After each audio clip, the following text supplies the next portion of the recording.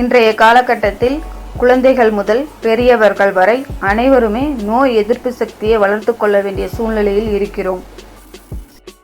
அந்த வகையில் நம் வீட்டிலேயே சுத்தமான சுகாதார முறையில் நாம் உண்ணும் உணவுப் பொருட்களை கொண்டு மாவாக தயாரித்து அந்த மாவை உண்பதன் மூலம் நம் உடலிற்கு தேவையான வலிமையையும் நோய் எதிர்ப்பு சக்தியையும் வளர்த்து கொள்ள முடியும். மாவு செய்ய தேவையான பொருள்: ஏலக்காய் மற்றும் முந்திரி, வேர்க்கடலை, கேழ்வரகு,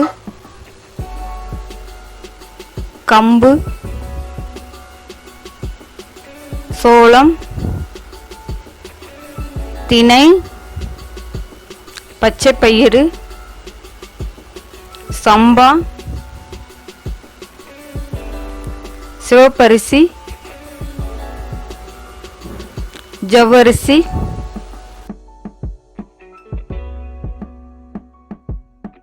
மக்காச்சோளம்,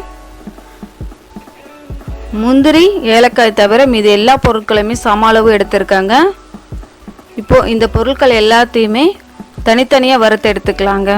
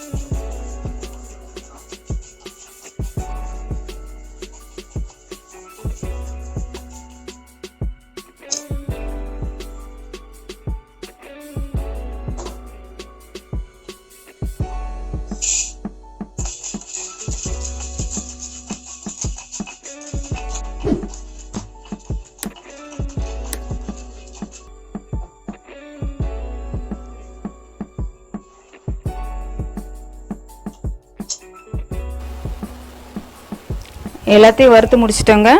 கொஞ்ச நேரம் ஆற வச்சு அரைச்சி எடுத்துக்கலாங்க.